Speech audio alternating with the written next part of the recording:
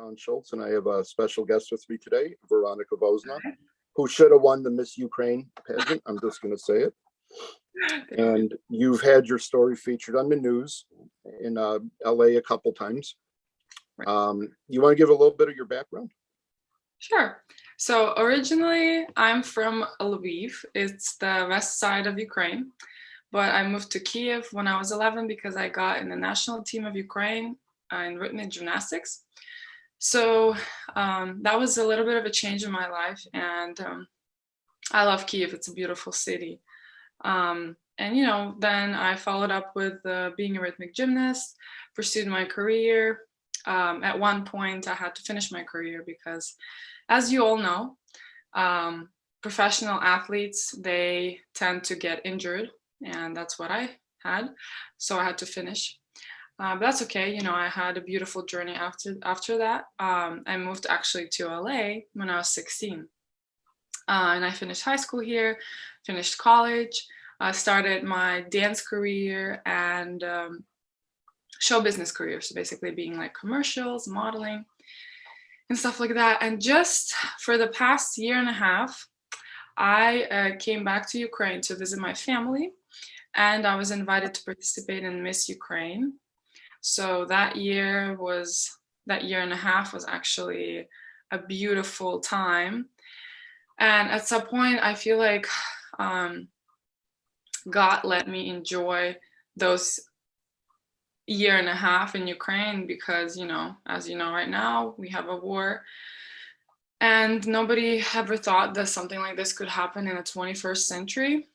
So about it. Right. So I did as much as I could for these past year and a half. And my life was just so busy and bright, I would say. You know, I traveled to 10 countries, 10 new countries I visited. And, you know, participated in the contest. I was able to spend a lot of time with my family. I was working also as a coach for rhythmic gymnastics. And then that day, 24th of February, at 5 a.m. in the morning, the sirens went on.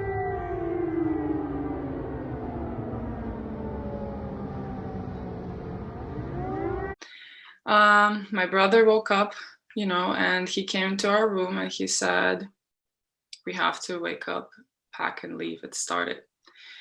And honestly, at that point, you know, I couldn't function. I couldn't believe the fact that something like this could happen. Was there a sense beforehand, like you saw it on the news and everybody was worried, but it really wouldn't happen? Yeah, so let's actually go back a little bit before that, before it started. So obviously all the news were talking about, you know, Putin is bringing his army towards Ukrainian borders.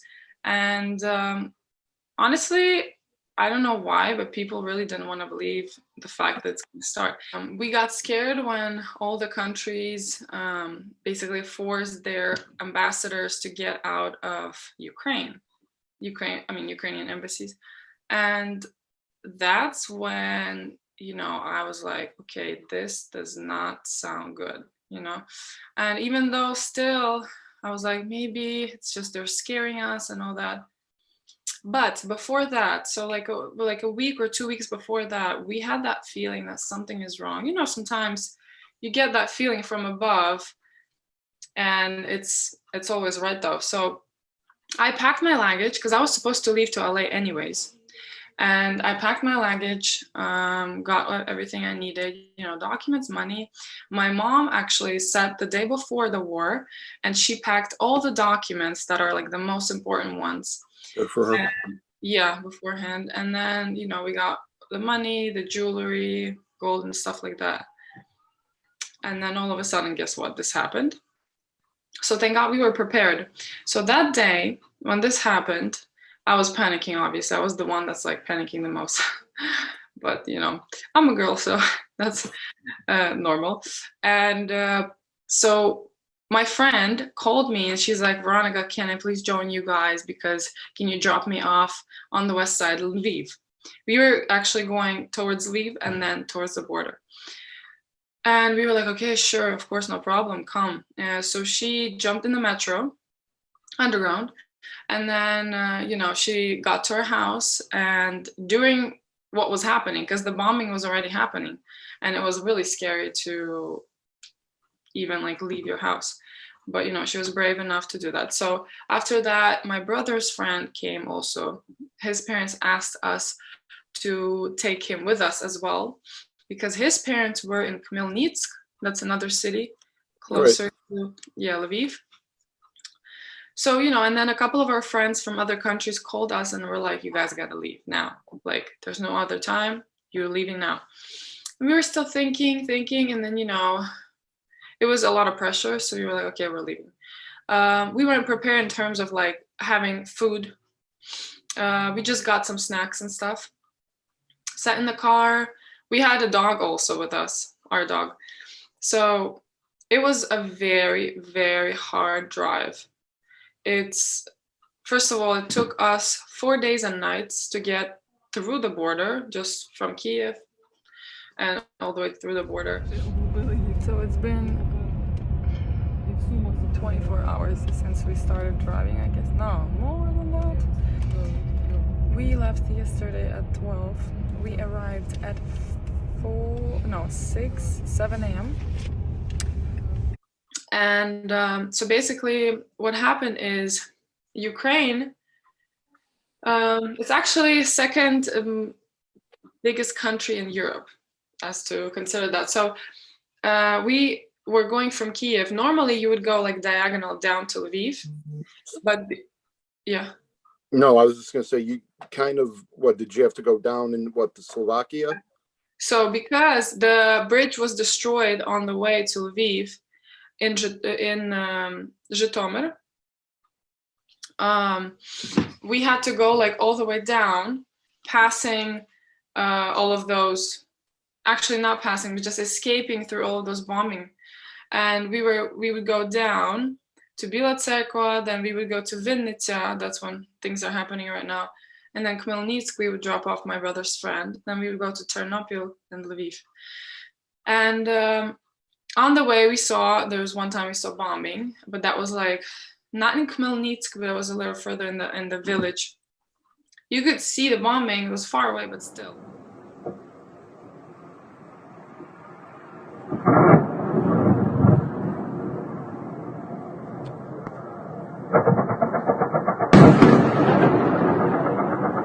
It's really scary.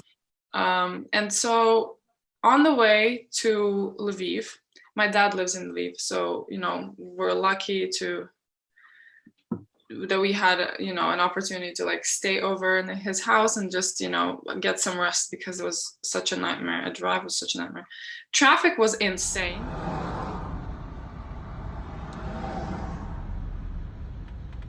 Что там быстрее ты?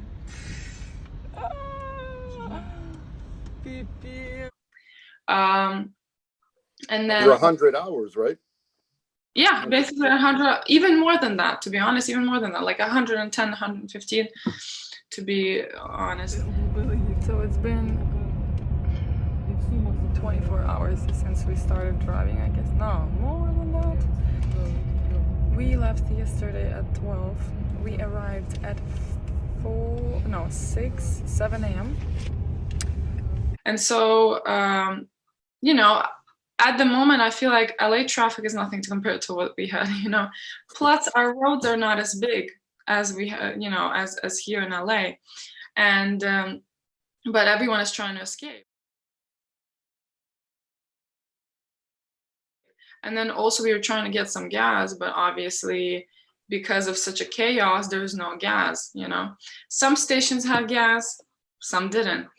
And driving and seeing how people would drop their cars and just walk,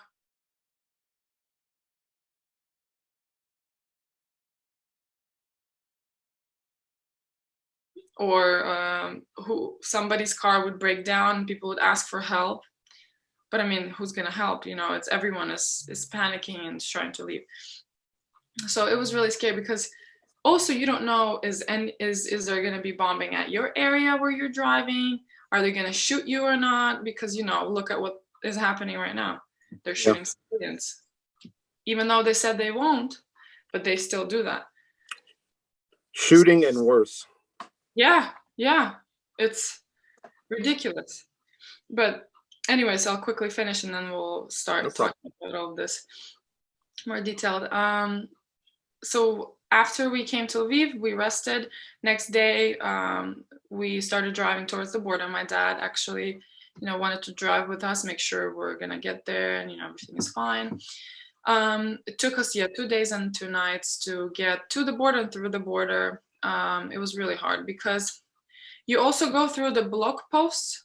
It's Right. where the military checks you just in case to make sure that there is no I don't know, terrorist or Russian military all of a sudden.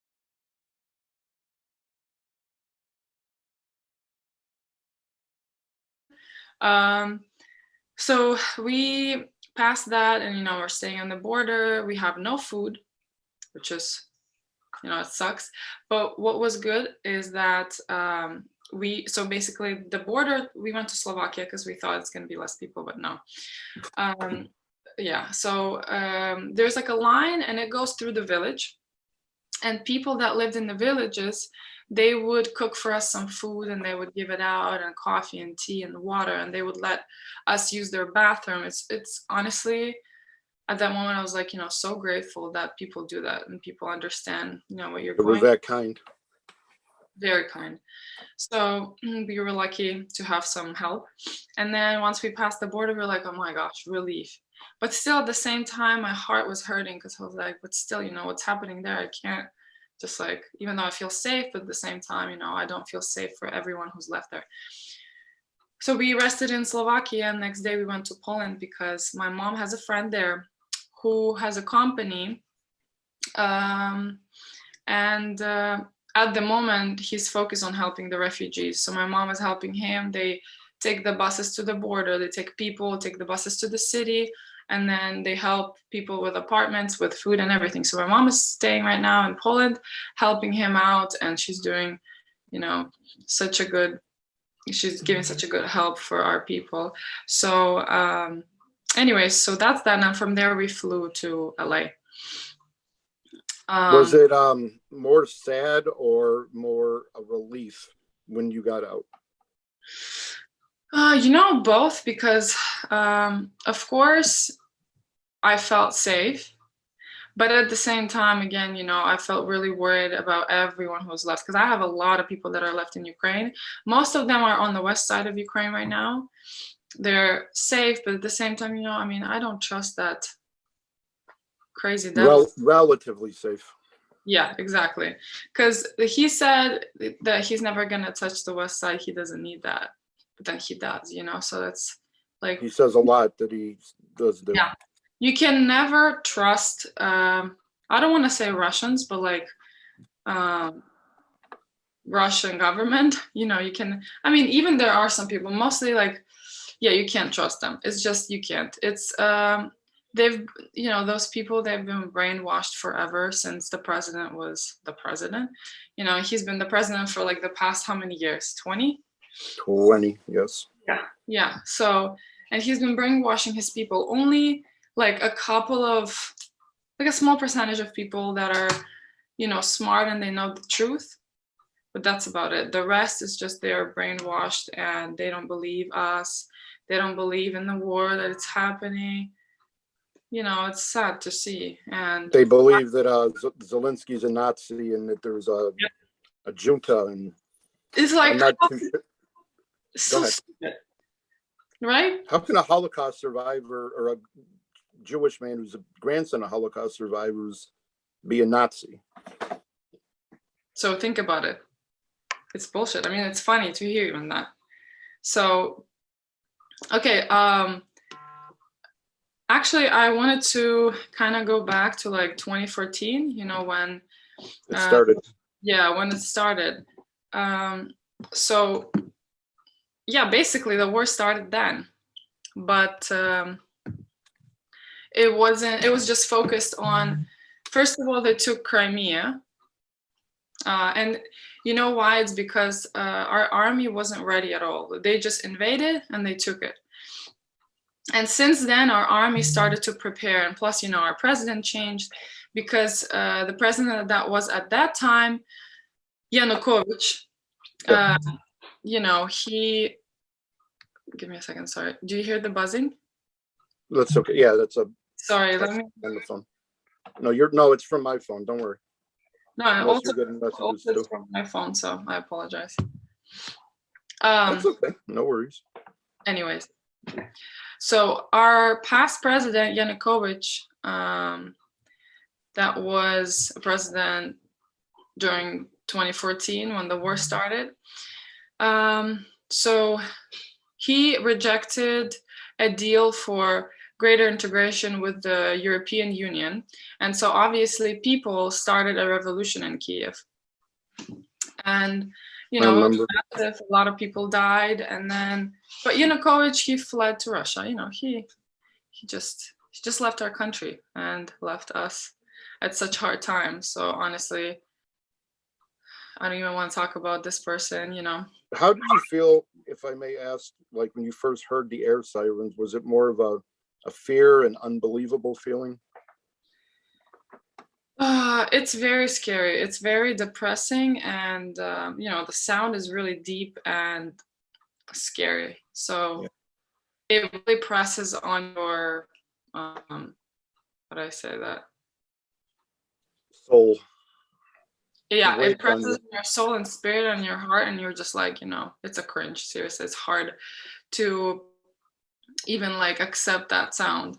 But I guess it's made for that, for people to like, okay, this is serious.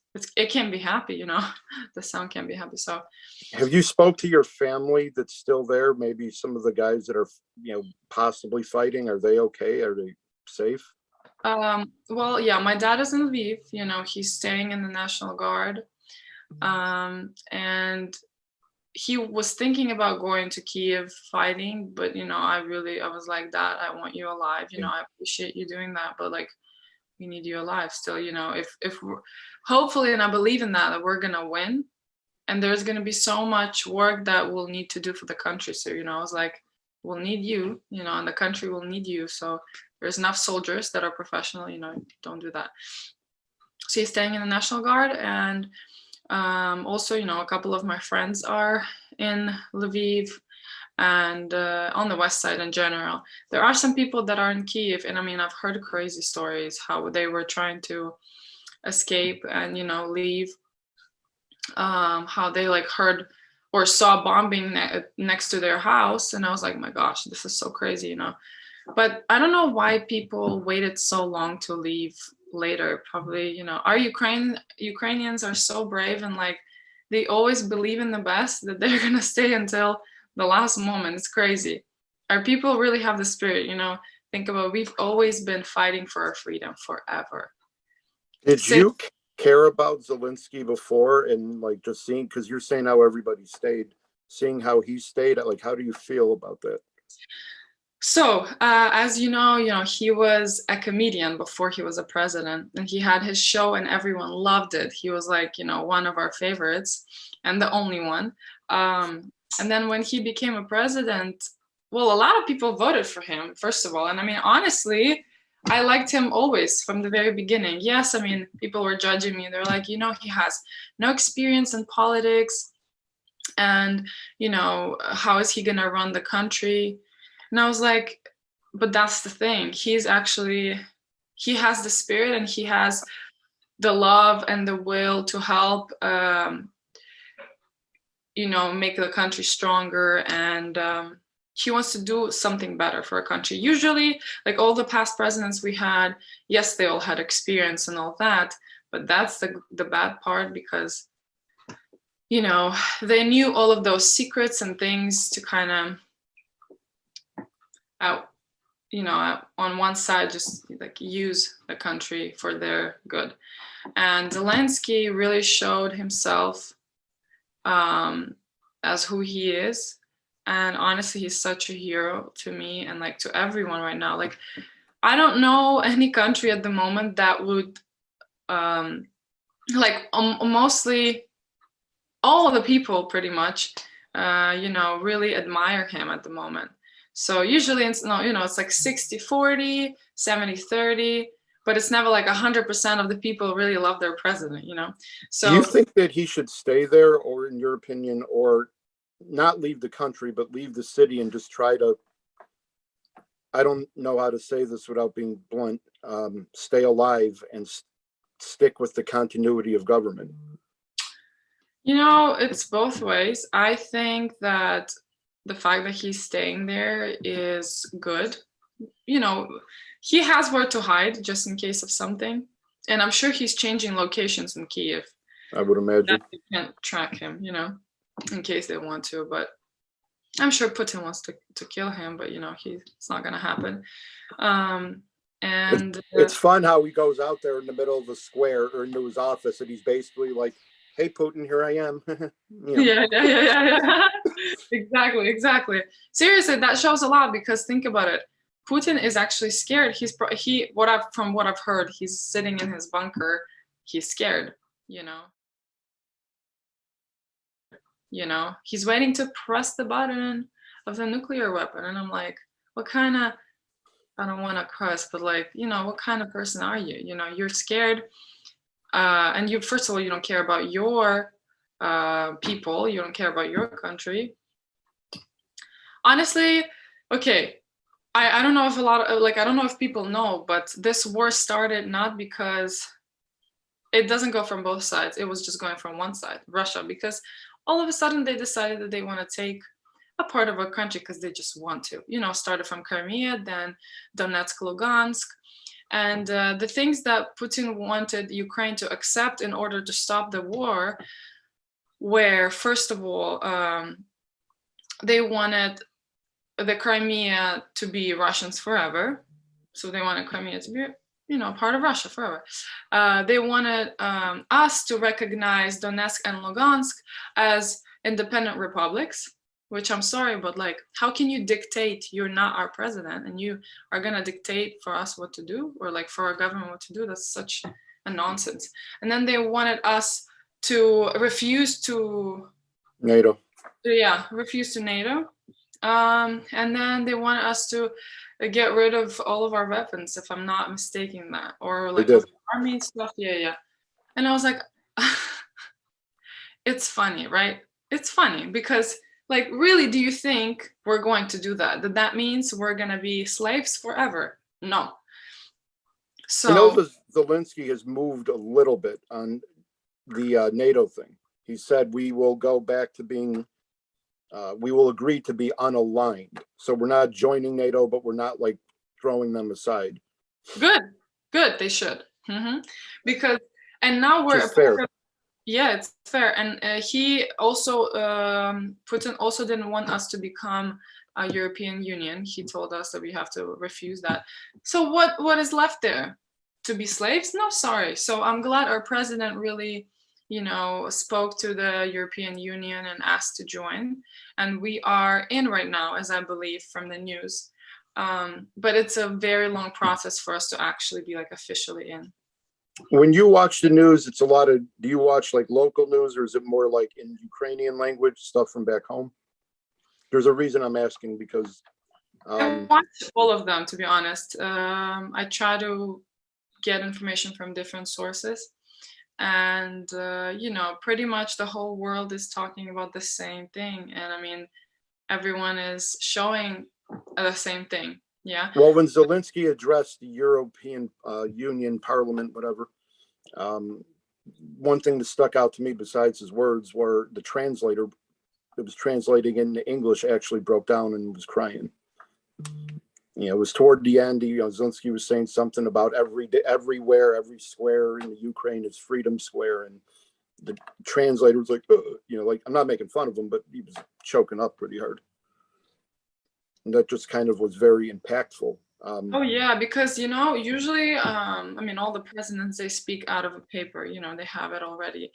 At this point, he was just like, I don't need a paper. And then the funny part is that he said, from now on, like, you can't. The paper is nothing. If you, what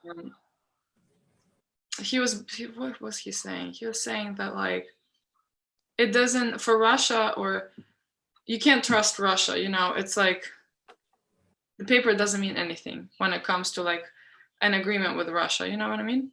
So, and he basically was saying like he wants to be honest, and he wants to just, you know, speak from his heart what he feels and what's actually happening. And I mean, you can see based on how he feels also, you know, what's happening. It's the truth.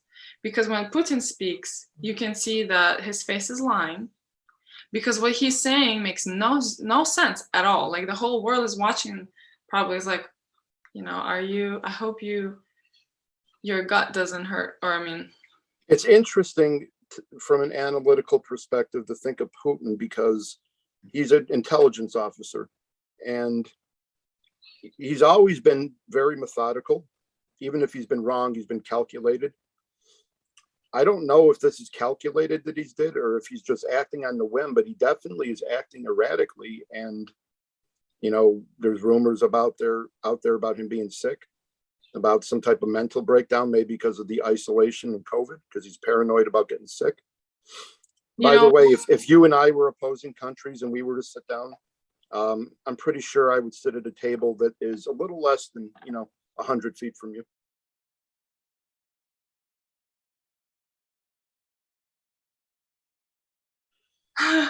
And maybe a little bit smaller. No, but really, you know why he's afraid? Because again, you know, based on the information, he has cancer, and I've heard the same. Yeah, if something happens, then he's gonna die. So that's why he's like protecting himself. But still, well, when me and you talked on the phone too, I told you what came to mind was the thing with Hitler, how once we believe Hitler contracted fatal Parkinson's, or what would be fatal Parkinson's, he started acting more erratically. That's when the Poland invasion started, and then he just kept pushing and pushing instead of staying with what he got.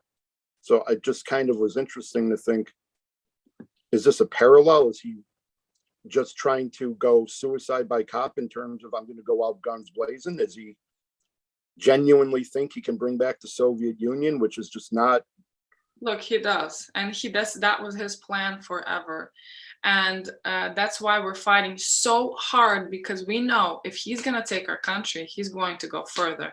Poland, Moldova, and all the other European countries.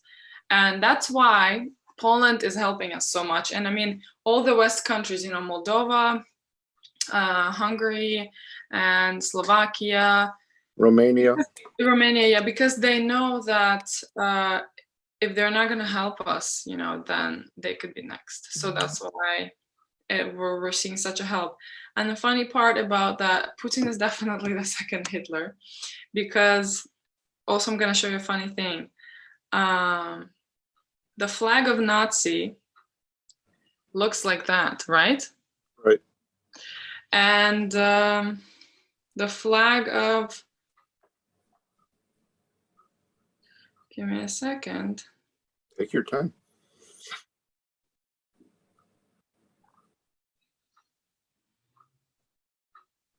And the flag of Russian army, obviously, I don't have like the same picture, but it is like that. The Z, right. There was a controversy. So it's two Z's. But right. For Nazi it was two Z's, and this is one Z. So like, doesn't it? I think that it's. I'm gonna go there. Bringing up Trump a little bit, because he was a guy who had an admiration for dictators and autocrats, bad guys. Kim Jong-un, a little bit Stalin, Putin.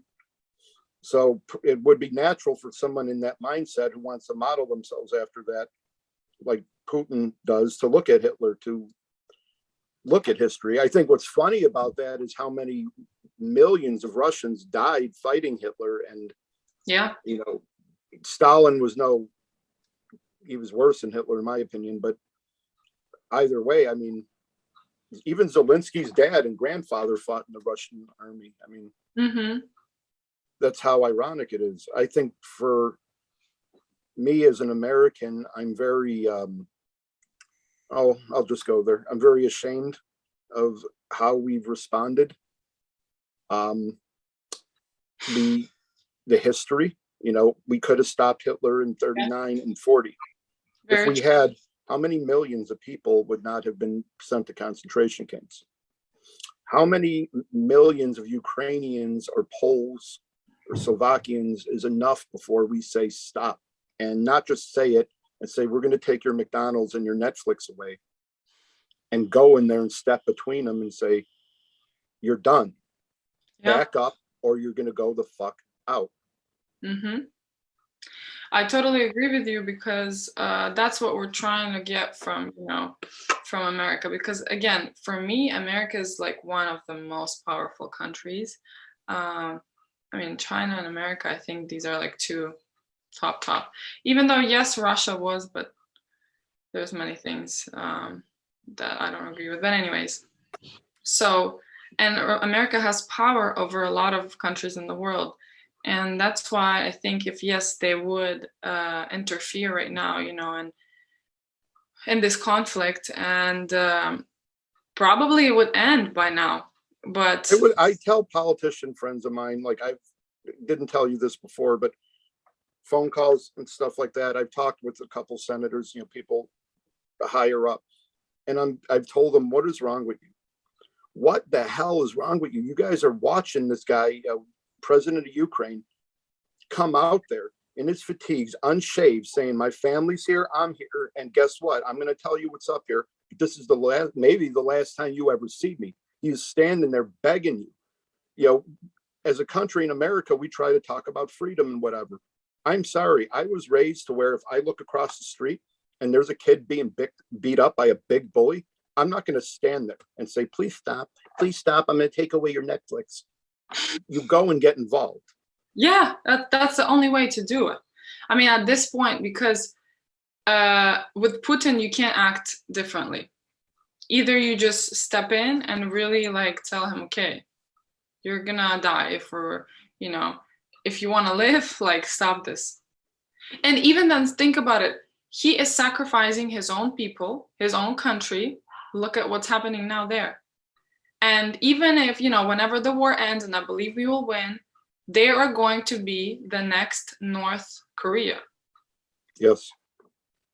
I wonder if it ends by a deal. I know we're trying to give Putin diplomatic off-ramps, or if it ends with one of his own people taking him out. I hope that. And again, I really hope that how many Ukrainians is worth it? Right? And not even soldiers. Soldiers are actually doing well. There's not many soldiers that died. But civilians, that's the ones that are dying. Well, TMZ had a video I saw last night. I can't remember the lady's name, but they got her at the airport. She had come with her kid. She was doing the usual crying about her husband having to stay. And she was just talking about how just going from her basement to try to escape, how she was witnessing Russian soldiers, not just killing civilians and shooting them, raping them. Yeah. Doing stuff to children. Her too. And I was like, how dare you to do that? I mean, you're not, if here's a lot of Americans are trying to say, well, we hate Putin, but the Russian soldiers, they've been duped. I'm not with that anymore, because you're walking and you're shooting children, you're blowing up maternity hospitals. And in what world do you think you're right if you're violating somebody like that? Exactly. Everything he does and everything his army does, they're violating every single law and rule. They are using the weapons that are against the law to use, okay? Thermobaric? Yeah. And that's a big one. Yeah, and I'm like, I'm sorry, but what kind of, there's nothing fair in this war from their side, okay? Are you aware of what it's okay if you're not, the thermobaric bombs are that he's using? Well, I know that they're very dangerous, and I mean, they can, there's something. When you see videos, look for ones that look like mini nukes, like that mushroom cloud, but smaller. And they basically, everything within several blocks, living organism, they suck it in and vaporize it. Yeah. And that's what I think it's already, again, I mean, yeah, that's pretty much a nuclear weapon. It's just in a smaller, but so what's next? Is he gonna just go for it and use the actual nuclear weapon? It's like, I don't understand. You I can't. just want to know, what are we going to do? Everybody going to do something? Because at this point, Putin's not bluffing. I'm not going to compliment him, but it may sound like that momentarily. He's not bluffing. He's followed through with every threat. He's a liar, but he's followed through with every threat. And what are you going to do if he starts shooting bombs into Poland? You're going to come up with another excuse why we can't get involved, even though, we have NATO treaties that obligate us? That's why I'm very upset, because, going back, yes, Second World War. And yes, as we talked about it, like if US would interfere in this conflict earlier enough, then the war wouldn't be happening for so long and less people would die and this whole thing would end faster. But again, they were waiting for too long. So that's what's happening right now. Same exact thing. Why are they scared? Because this is going to affect America too, and American people, it's affecting the whole world. So why not end it faster and just get back to life, Mr. Biden, I think, his legacy, if that is appropriate to discuss, will be defined by this, because I am a Democrat.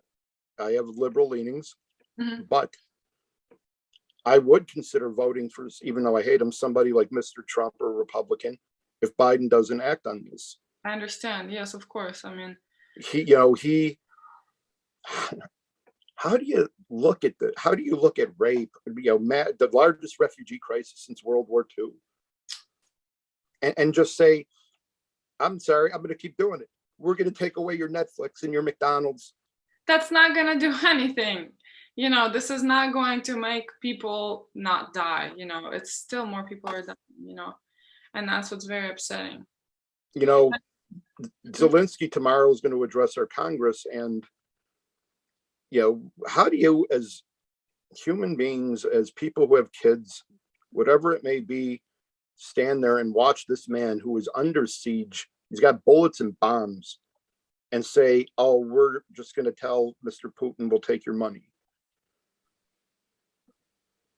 One thing that was on the news about Zelensky when he addressed the British Parliament is they're more driven to do something now. We'll see if they do, but there was comparisons to Churchill's speeches.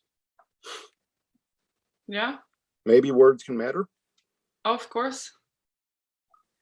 Yeah. And this, yeah, I mean, at this point, I'm just like. Do you think in your gut, just an opinion, that when this ends, A, that it'll be this year, and B, that Mr. Putin will be at the helm of Russia still at the end of this? So I've listened to a lot of what do you call these? Oh my gosh, 1 second. Okay, so I've heard a lot of speeches from the priests, and some people that actually are spiritually strong, and a lot of them would say the same thing, that Ukraine is going to be one of the most powerful countries. Not necessarily that they're going to be the number one, no, but they're going to be very well known and strong countries after the war ends. And a lot of them are saying that it is going to end soon. Some people are saying it's going to be around the same amount of days that the World War II. That was 44. It was 44 days, I think, and I mean maybe hopefully less. But well, World War II is tricky because you got to go by what countries get involved, right? So yeah, you could go anywhere from 4 years to less than a year.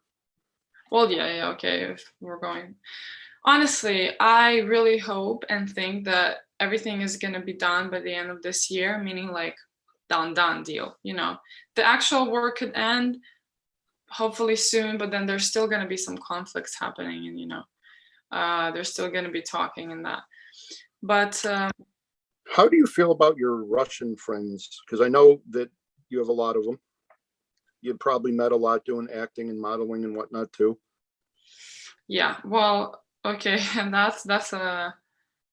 If I may ask. Of course. That's a touchy topic because, yes, I do have a lot of Russian friends, and with some of them, I'm not friends anymore because I couldn't watch them. For example, when the war started, everyone started posting about it, and people started texting me and asking me how am I, and seeing some of them living their normal life like nothing happened and posting happy pictures. I mean, I couldn't stand that. Right? Think about it. And they know that this is not fair, and they know that like people are dying, and you keep posting how happy you're living. Like, that makes no sense. If my friend, if this would happen to them, I would feel so bad for them, and I would post like stop the war, what's happening, why are you killing people, and blah blah. But they didn't. So some of them I was very upset with.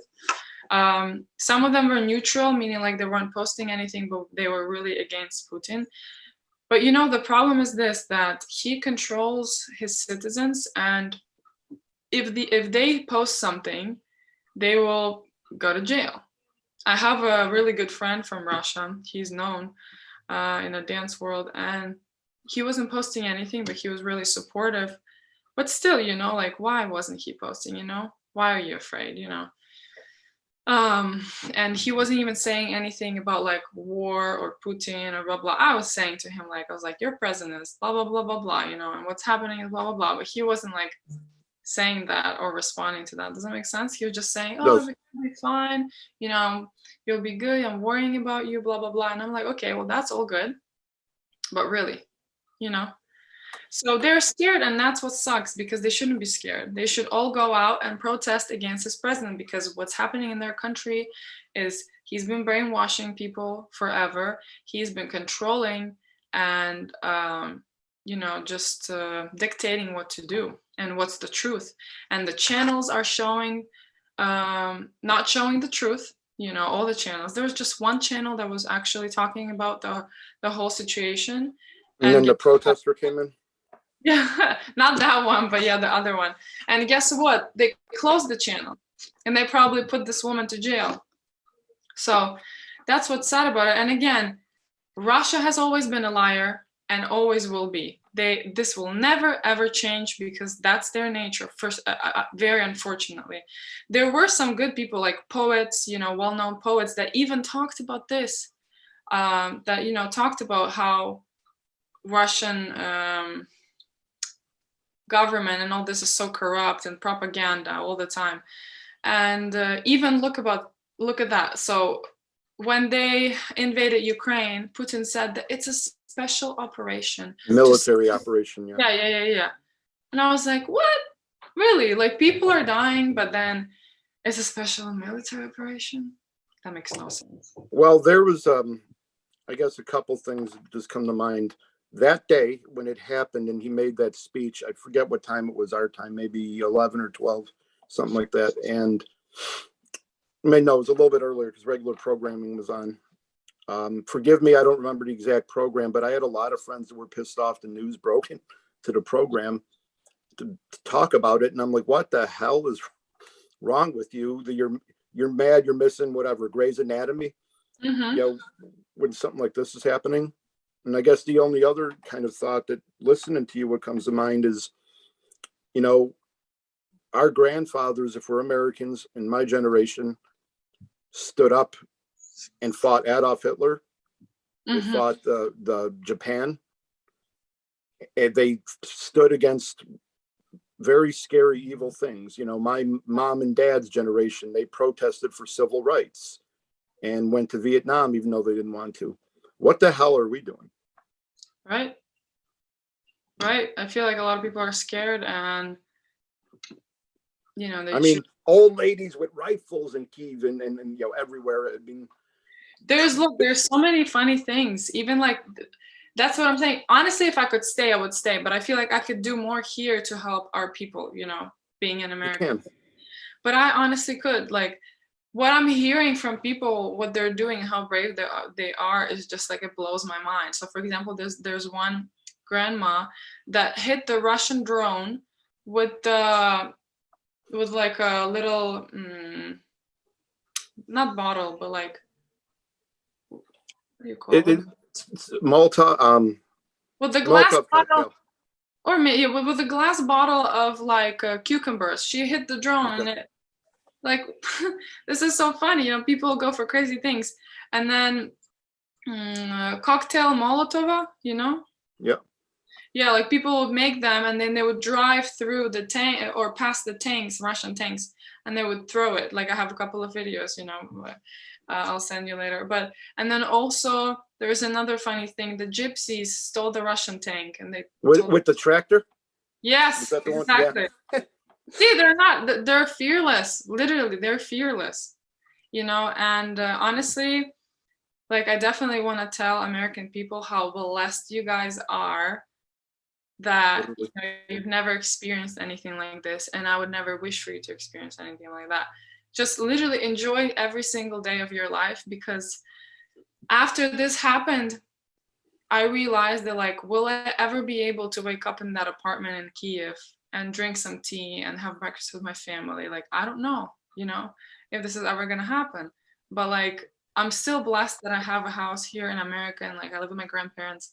But so many people lost their homes and they have nothing whatsoever, So it's like you look back and you're like, my gosh, I had such a good life, and honestly, there's nothing more needed but just to be happy and just to have every day to wake up to something beautiful, not like you wake up and then all of a sudden there's a war, Chicago, real quick, we're a unique city in the United States because we are known for our neighborhoods. You can go down the street and go through what you could swear is Poland and China, Korea, whatever, Mexico.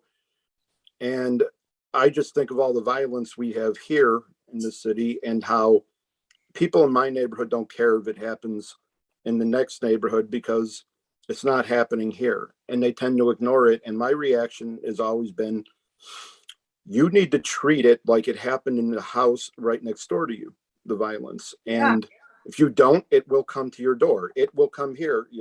I had my mom talk about hearing machine guns outside, but this, I'm mentioning it because this is a global scale of this, that you don't want it to come here, then you better step up now. Come up with some reason. How do you look at your kids? How do you look at your grandkids and tell them, try to raise them to do the right thing? Yeah. If you're like, no, McDonald's and Netflix. No. See, that's the thing. And also what I want to tell you, what I've noticed, like when this whole situation happened, I've noticed that most of our people were prepared, like in terms of, what to do in the situations like this. A lot of people know how to use the armor. And a lot of people just, like were ready for simple things. What I actually want to really advise, like all the people in the world, is to do as many things as you can. Teach yourself how to drive, get the driver license. Because funny part is that when we were driving from Kiev, I know how to drive. My mom knows how to drive. My brother is still learning, and my dad knows how to drive. But they were able to switch with my dad, my brother and my dad, and I was able to switch with my mom, so we were able to get to the border. Otherwise, probably my mom would just fall asleep. And like, what would I do if I wouldn't know how to drive? So like the simple things, these like daily things that are very important to know how to do. And know how to survive, and not having anything. And so survival skills. Yeah, survival skills. Knowing how to shoot guns. Like I know how to shoot a rifle, a gun, I know how to load it. And so in case something I saw those videos, Veronika. Yeah. So like I'm ready for that. If you give me a gun, I'm gonna go shoot that Russian motherfucker. Okay.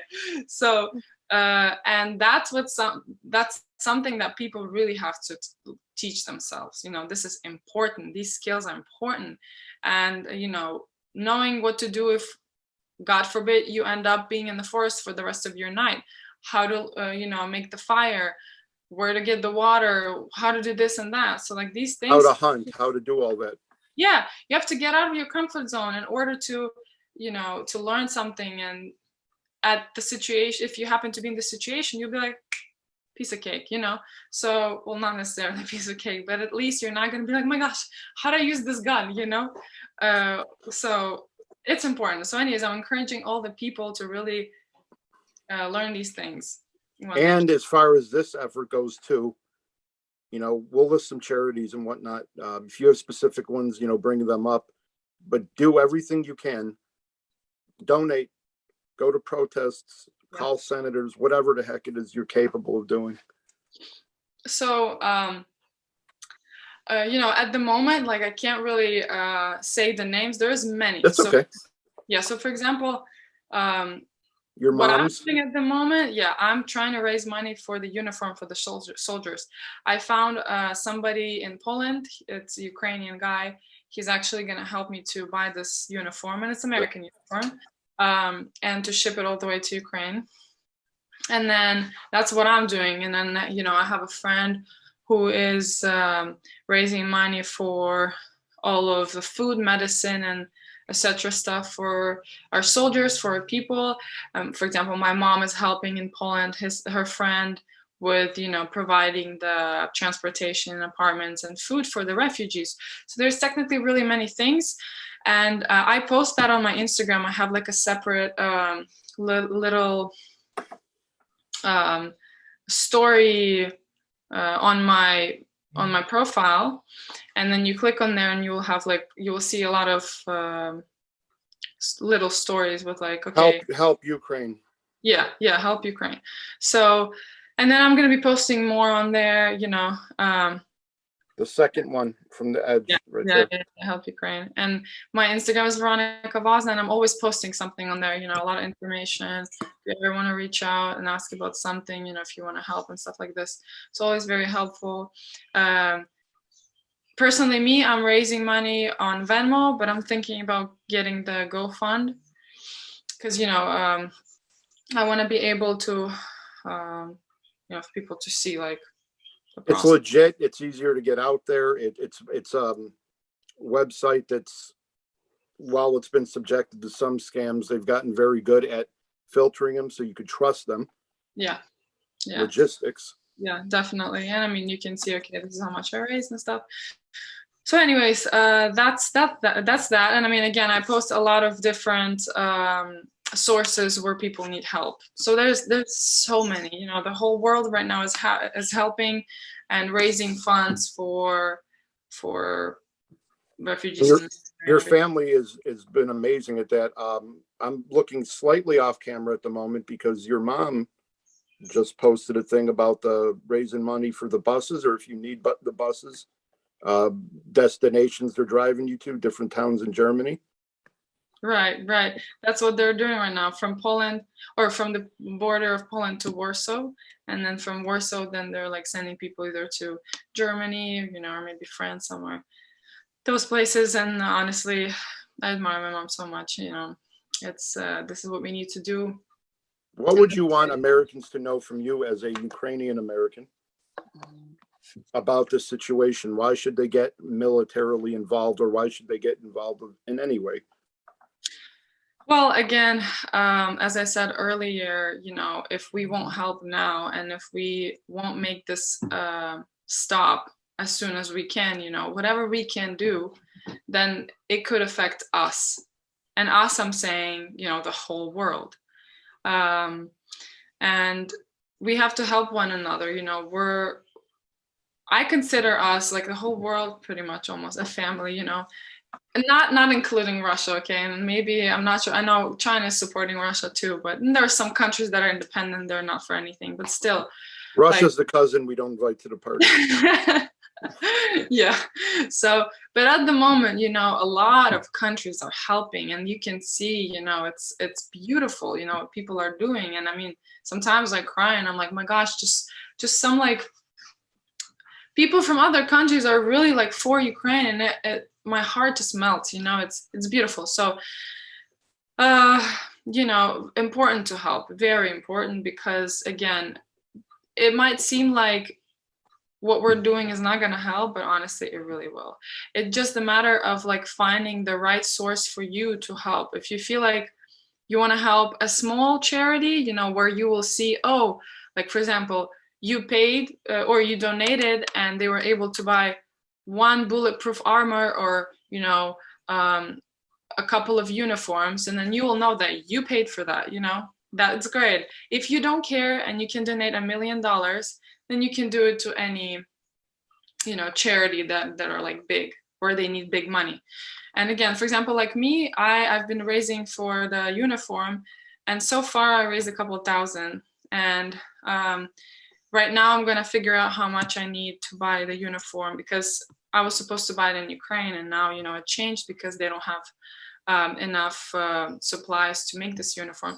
So I'm gonna buy it in Poland, and I have to see, okay, how much is it gonna cost me? I need to buy 78 uniforms, and one uniform is approximately like $100. So it's probably gonna be $7,000 to $8,000 for the uniform for 78 soldiers.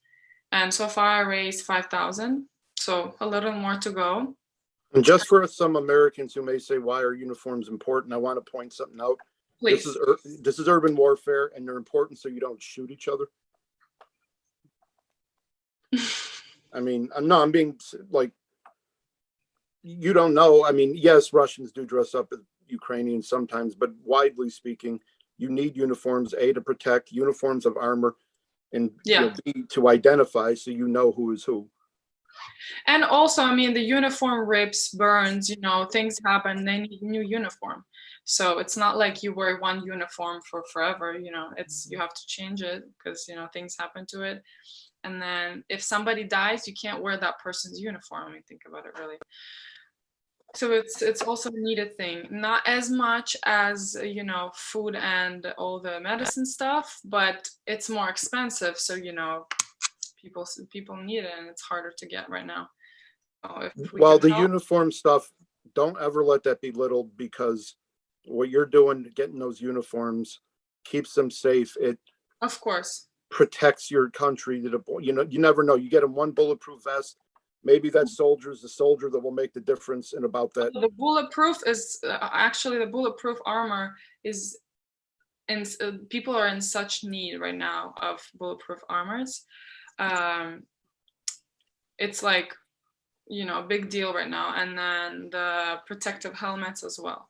Law enforcement, any law enforcement out there that's retired seeing this, maybe we can get something together. Let's donate your old vests, your old riot gear helmet. Yeah, very true, very true. And then I also have, there's the friend that's helping me to buy the uniform. He has like a little fundraising charity for the bulletproof armor with his friend there in Poland, and they bought the plates, the bulletproof plates. They ship it to Ukraine, and there they make the bulletproof armor, and they put the plates inside, and this is expensive. So, they also are in need of your help, guys. So again, it's whatever you feel like is comfortable for you, whatever you want to invest your donation in. Just do something. Yeah. So well, let's make a deal. 1 year from today, you and I can meet up and have a coffee or a drink in the middle of a free and still independent Ukraine. Deal. Deal. I think that would be nice. We'll split the bill. We'll go Dutch 50. No, I got you on that, but let's do that. And nobody just listen and say, oh, I feel so inspired, or I feel for these folks. Prove it. True. Put your money where your mouth is. Yeah. And then you guys, when it's going to be over, I pray to God we win. And then, come visit our country. You will love it. Seriously. I have been there. It is a beautiful country. I agree. A lot to do. Beautiful history. Magnificent. It's no third world former Soviet republic. It's beautiful. Beautiful. It's true. No, there's a lot to see. For example, I'll show you a quick video. This is how beautiful it is. We have a river, Dnipro River, and that's actually, so before I show you the video, so this is Ukraine. Here, give me a second. If you can, it'll focus. Yeah, I see it. It'll focus. There you go. And this is where, Putin wanted to divide Ukraine and take all that Crimea, Odessa, and all of those cities. And because there's a river and there's a lot of needed things, But, you know, we're fighting. So I believe that they won't have any chance. Anyways, but this is how beautiful it is on the river. Oh my gosh, I wish you could see. I see it. I Did wish you film that?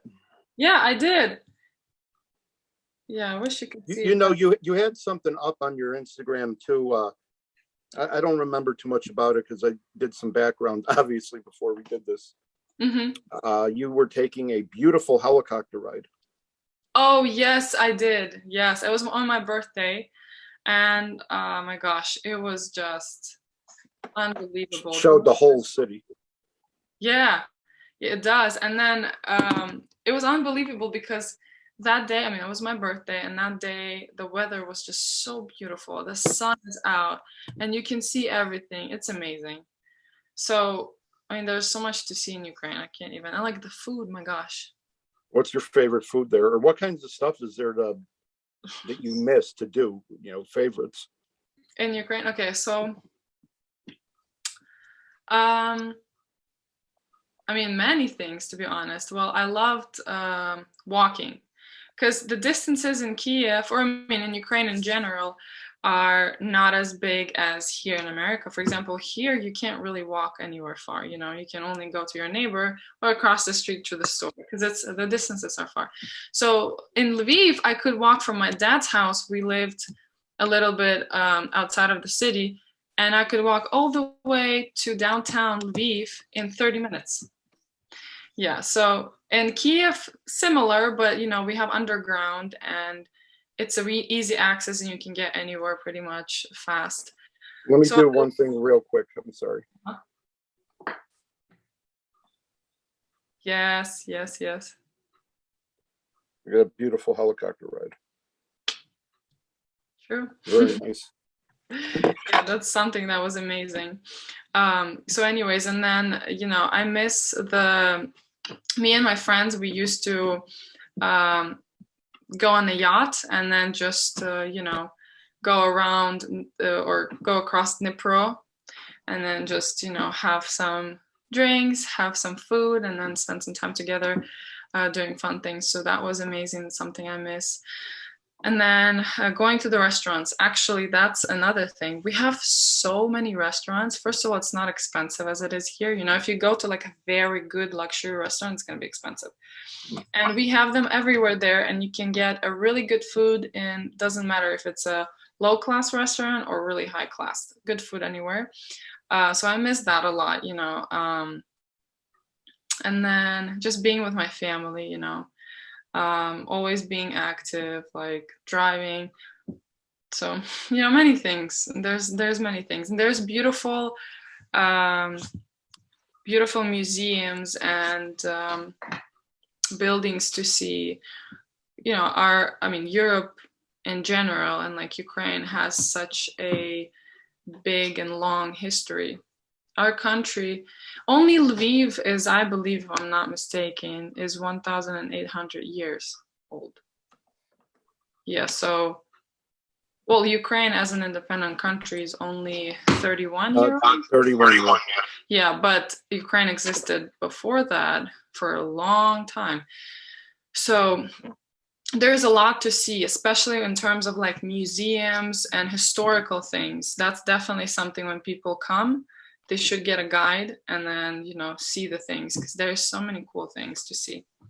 And so for anybody that's trying to figure out the trip to take and save up money, start doing that now, because this time next year, I believe that you'll be able to go and enjoy all these things that Veronica's telling us about. So, and in again, a safe and beautiful place. yeah, yeah. So, Do you want to take the final word and just say whatever you want to say?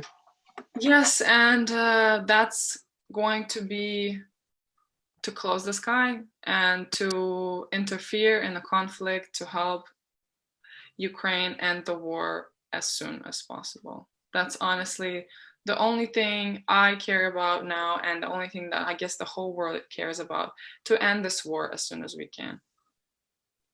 Very good. Veronika, we want to thank you for coming on, and hopefully we can have you on again sometime and Maybe we could even do a live episode next year from Kyiv. Yes, yes, deal. Where we won't have to use the background. Thank you, deal. Thank you for having me. Thank you.